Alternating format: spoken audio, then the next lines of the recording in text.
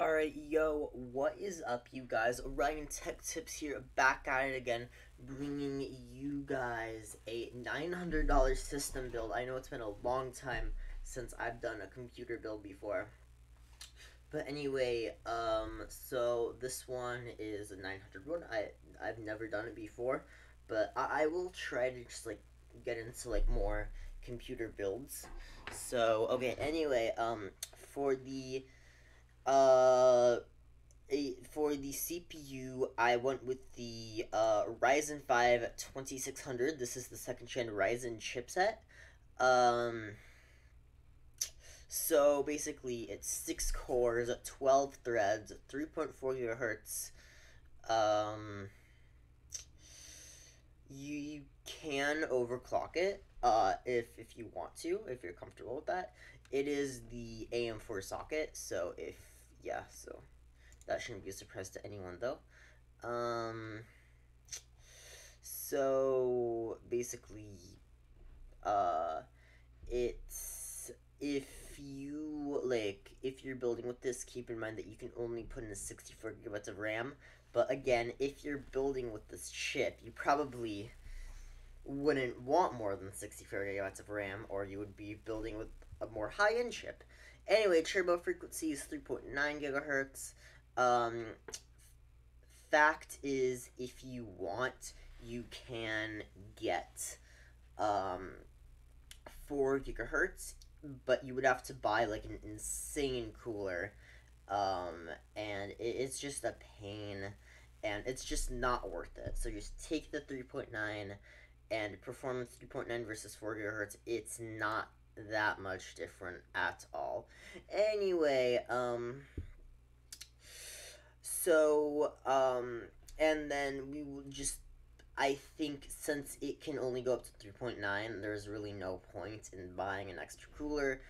So the Wraith Spire cooler that it comes with, oh no, wait, so it's either the Wraith Spire or the Wraith Stealth, but both of them are great coolers.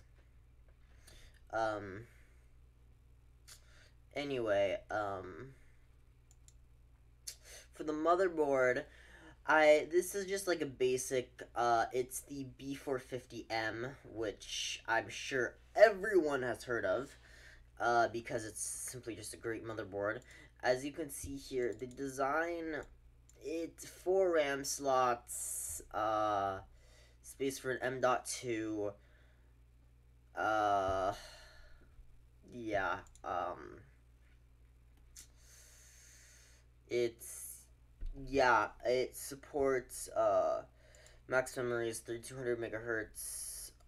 Supports RAID. Supports up to 64 gigabytes of RAM, running on 3200. It supports Crossfire, but not SLI. But if you wanted to do Crossfire or SLI, for that matter, I would highly recommend you Auto get shutdown a initiated. much better motherboard than this. Anyway, for technical specifications, that is about it. So remember, the Gigabyte B450M. And then for RAM, now this is something that is quite important nowadays. So like a year ago when I was like building PCs and stuff, I would say, what, 16? What's how, you don't need 16.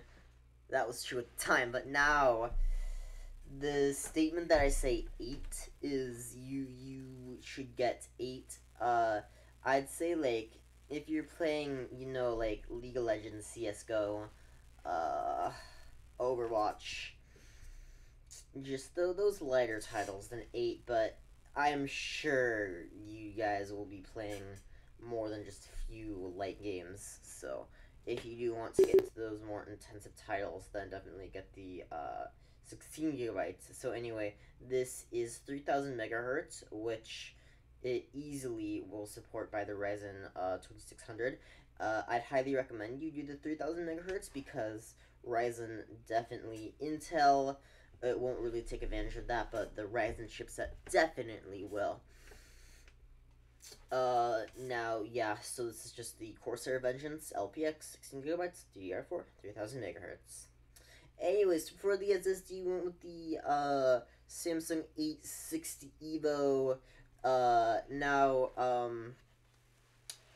this is, I just cannot get over the price of this. Like, when I was like, once I was building a PC, um that I was building a pretty high end PC. Well, at the time it was high end. Now it wouldn't really be. I was buying the parts, and then I at like at the local just like tech store I had.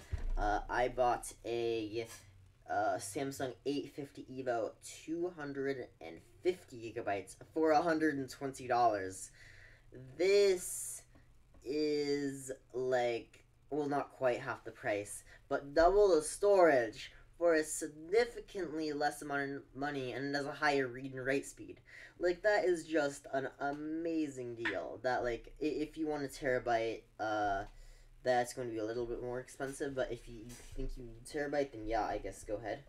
I didn't include any mechanical storage because simply in 2019 there's just no point in mechanical storage for gaming. For, say, other stuff, that, well, that would be a different conversation, but this is a gaming PC, that can do editing too. Anyway, so for the graphics card, and the RTX 2060, not the 2060, just, it's equivalent to, it would be equivalent to like a GTX 1080. So it has 60 bytes of GDDR6, 1920 CUDA cores, 30 and tensor cores. Great cooling. This is the dual fan one. It has one single 8-pin connector. And that's about it for specs, yeah. Anyway, so for the, for the case, we went with the Thermaltake View 27 Snow Edition. Now, case is personal preference. I just saw that one, just like, good deal. And then for the power supply, lastly, I went with the 550 watts, 80 plus bronze, semi modular. I know I sort of wanted a fully modular, but that wasn't really just in the $900 budget if we still wanted, the 2060 and stuff.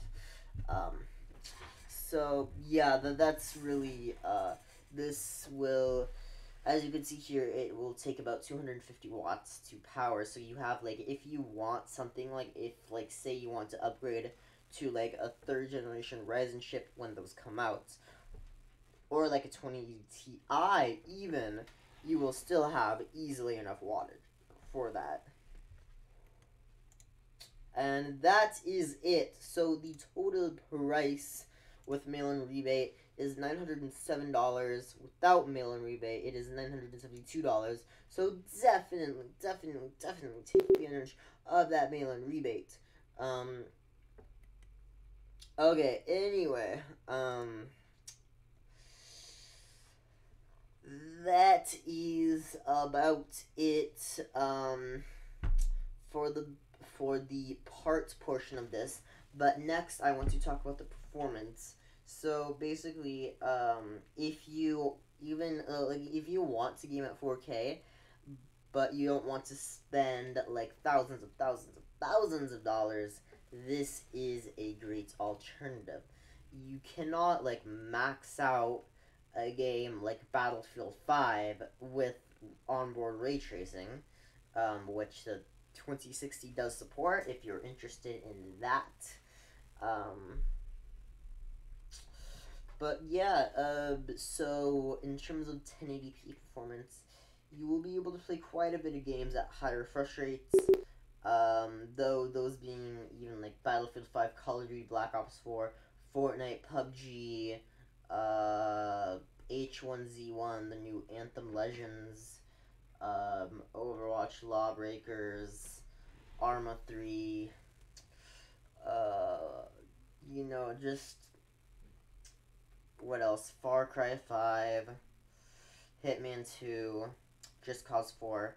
Just literally anything that you can think of. So yeah, that's and then 1440p performance. You can still like play at high, like at like around high and get about 60 frames per second. So this thing is just great performance, and it will last you for years to come. Um, Assuming like it will last you for years to come if you do play at 1080p or maybe even 1440p. At 4K, that's a different story, but for now it will play modern games at 4K. Once, like in like a year or two, when like more demanding games come out, you might not be able to play it at 4K and still get good frame rate, so you might have to like lower the settings down a bit and deal with like 45 frames per second. I don't know for sure. I can't tell the future. But for now, just great performance. It will just great frame rates, longevity, $900 PC. Thank you so much for watching. See you all in the next video, and peace. Remember to subscribe and like this video.